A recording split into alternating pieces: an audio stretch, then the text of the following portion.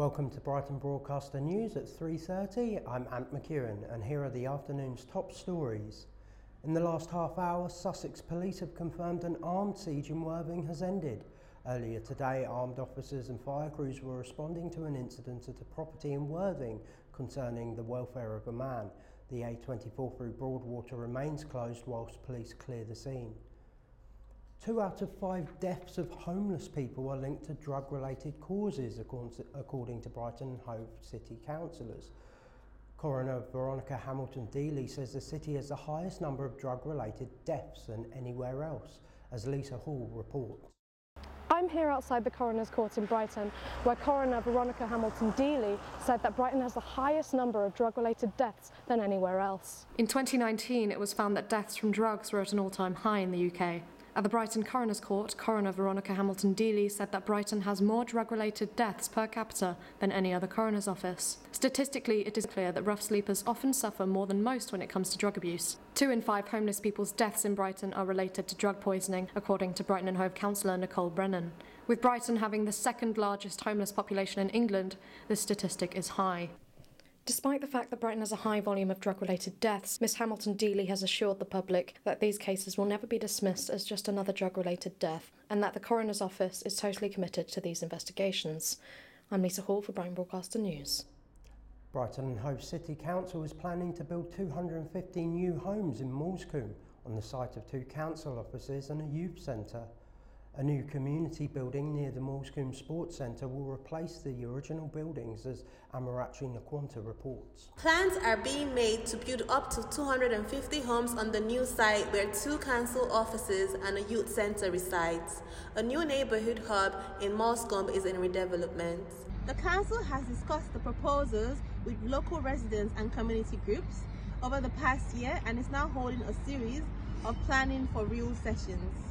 This will give residents access to planners, architects, housing officers and community workers to discuss a 3D model of the neighbourhood, showing the new proposals and work out the best way of providing what's needed. The council has chosen the Moulscombe North and South Hub sites, which currently house children, families and schools, and the 67 centres, a youth club where youth service teams are also based. I caught up with residents of Moulscombe to find out what the general public thinks of the redevelopment. I mean, it is a good idea as long as it does go to Brighton residents and not a bit worrying about the houses overlooking the school playground. That is a little bit of a worrying issue for me. The council are planning to hold a series of feedback sessions called Planning for Real.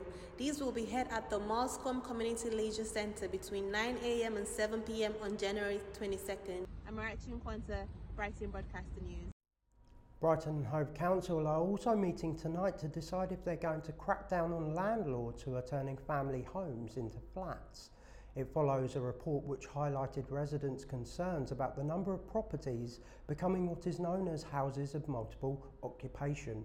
Mariam Shabawale has more. In the committee's report, they mentioned the key factors that supported their approach to extend this ruling. They would like to actively manage all HMOs in areas that have a large cluster. And they would also like HMOs to appeal to non-students and spread them away from the Lewis Road area.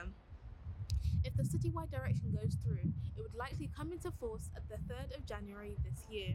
I'm Mariam Shabawale reporting for Brighton Broadcaster News. And now for the weather. Any bright or sunny spells around earlier this afternoon will fade as it becomes largely cloudy. Rain will approach from the west later, but some places remain dry with highs of 12 degrees. Overnight we'll have spells of rain with some drier interludes. Rain may become heavier and persistent in places with some strong winds. The Met Office has put out a yellow weather warning with maximum temperatures of 11 degrees. The time is 3:35. Join Kumi Fasanya tomorrow at 11:30 a.m. for more. But for now, thanks for watching Brighton Broadcaster News. Goodbye.